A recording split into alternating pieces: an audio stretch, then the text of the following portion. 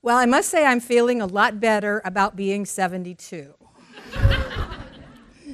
But imagine me, 23, and it's my third year of teaching, and I'm 5 years older than all my students, and I get all these new kids in my class, and I don't know where they're coming from, and I ask the principal, what's going on? Why am I getting all these new students? And he says, Jody, somehow the word got out that when they kick them out of your class, where are you? When they kick them out of your class, they come to you. And somehow, I don't know what it is you're doing in there, but you seem to be doing something, and it works, and so here they come.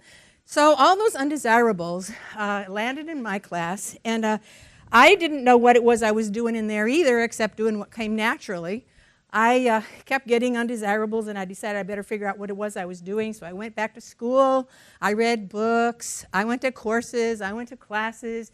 Nothing really explained what I was doing, except that whatever I was doing in there worked for 40 more years.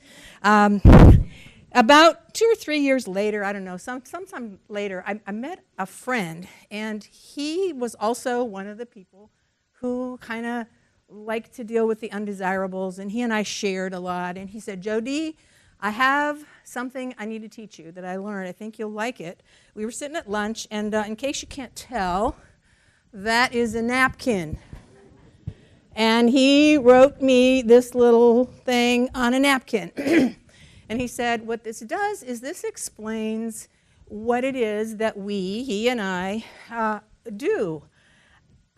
Because what we were about at that time was about changing people's behavior, what we cared about was that people would act differently. And he said, here it is. It's the behavior pyramid. The behavior's at the top. Our actions are at the top. And most people believe that we can change people's behavior by changing the way they think. So that I will give you a piece of my mind and you will behave yourself better. I will give you a book to read and you will go and act differently. I will send you to a class and you will somehow come out miraculously a different person. But if you believe this, that isn't how it works, because our thinking comes from somewhere. And where our thinking comes from is our beliefs, and our beliefs come from the life we live. Our beliefs come from what we experience. So what those kids back at West High School experienced in one teacher's class led them to believe something about themselves and about school, and they behaved in a certain way. But when they came to my class, or Jeff's, they experienced something different. And Jeff said, look at those students. They experienced something different with us. And I started to laugh, because just a couple of weeks before that, by accident, there's lots of accidents involved in this, Karen, aren't there?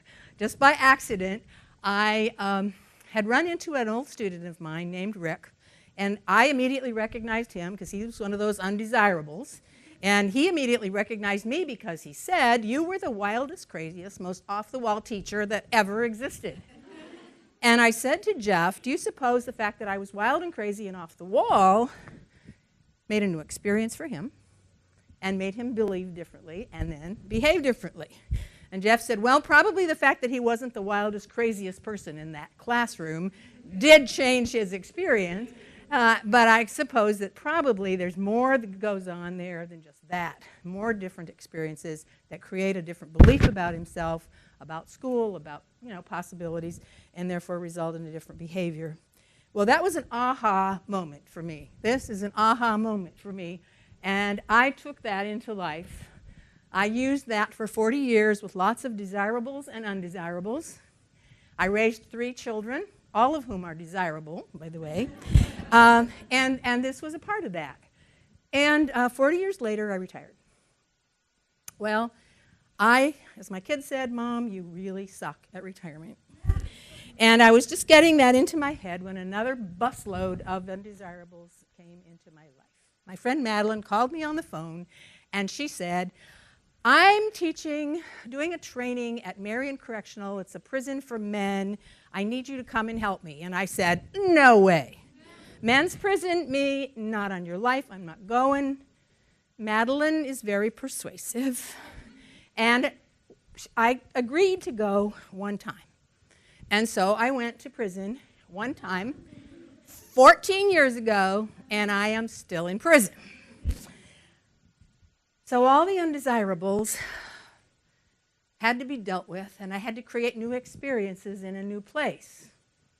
Believe me, creating a new experience in a prison is tricky because they're very set in their ways there, and they believe things have to be in a certain way. But fortunately, Christine Money was the warden. She's visionary. Those of you that know her know that. And she said, we got 5 rooms, some computers. Go in there, shut the door. My friend Marcia was there, and we got to create a new experience for those guys in that place. We both were hired by Win-Win to provide program. We did Spanish. We taught people computers. We did philosophy. We do art. We write plays. We be conflict managers. But I don't really want to tell you about the program because what I want to tell you about are some people. The first one is Jamie. That is a very sad and very depressed face on Jamie, and I want you to imagine the experiences that he went through before he came to Marion. What do you think he believes about himself? His street name was Joker. What does that say about his thinking? And you know his behavior was bad enough he ended up in prison. Well, Jamie came to Lifeline, and he got involved in a program called Hope. He got to sit in a circle with other young men, with mentors, and be taken seriously. He got to have his opinions respected. He got to be treated with dignity. He got to share with other people what was important to him and start to resume some hope in his life. So when it was time for our first TEDxMarionCorrectional, we put him on the guest list to be one of the people to go. He was scared to death, but he said, for you, I'll do it. So he went. And it was really for him. But I watched him, and he threw his shoulders back and put his chin up like he had been told, and he extended his hand first, and he made eye contact, and he smiled. And by the end of the day, this is what he looked like. And I said, Jamie, how was that? And he said, well, I expected to be treated like a piece of shit. That's how I'm always treated, and they kick me to the curb, and I'm nothing. But he said those people, and there were half of the people were prisoners, and half of them were outside. And he said those people treated me with respect. They listened to me. They thought I was important. They thought I had interesting things to say. They answered my questions. I just felt real. I just felt like somebody. Well, 2 weeks later, he got out, and he took that new experience with him, and he went to school, and he got a job. And a year later, we had another TEDx event, and I got permission from the warden, even though Jamie's still on paper, he's still under supervision. I got permission for him to come back. Here he is. I got a real hug. Not allowed to hug him, but I got a real hug from Jamie. And I talked to him on the phone last Saturday. He just finished his first quarter successfully at 3C in Cleveland. And he's got a job, and he hopes for a good future, and he believes in himself. Well, Jamie did this change to get out and be a productive citizen outside. Let me tell you about Dan. Dan is probably never going to get out. When I met him, he'd been in prison for 14 years already. He was a lifelong gang member. The first thing that I remember about him was he has hatred tattooed on his neck. He says the first thing he remembers about me is that I said, hell no, you're not going to be called Rooster in here. You're no chicken. You're no rooster. You're a man. You're going to be called Dan. And so he got to be called Dan inside Lifeline. I don't know why he came. He didn't know anything about computers, but now he put together this slideshow. He's an animator. He's a videographer. He does all our TEDx videos. He's a mentor. He's a program aide, which means he works in Lifeline for $18 a month and is one of the leaders of that group. He's also the curator for TEDxMarionCorrectional with me and Jordan. And for the first TEDxMarionCorrectional, Dan wrote a poem. And his poem is a simple hug. One of the things that happened when he came to prison is he left a 4-year-old daughter. And 14 years later, she was grown. And he wanted to know her. So he wrote that poem, and like we do with all TED things, we posted it. Well, Brooke saw it, and Brooke made a response, and she posted it. And Dan got to see it, and that new experience of each other changed their beliefs and thinking about each other. And changed their actions so much that Brooke made her way from North Carolina. She stayed with Marcia. She made her way from North Carolina to come to the second TEDx.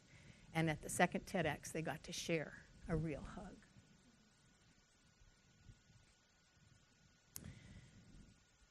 Change and growth is possible. Let me tell you another hopeful story. I'm delighted to know these two men. Jackie and his friend and his son, Jackie and his son are here, and that's Najmuddin. Both of them have been incarcerated in the state of Ohio. Both of them have been out for a long time. Both of them now have degrees. And as of the 1st of September, they are now employed as the new contractors for Win-Win in Lifeline, and Marcia and I are out of work. So we get to retire. I get to retire again, and hope I do better at it this time. Well, I want to turn the triangle. Let's go back to the triangle again and think about that for a minute. Oh, wait a minute. No, show me Rick and Diana. Remember Rick?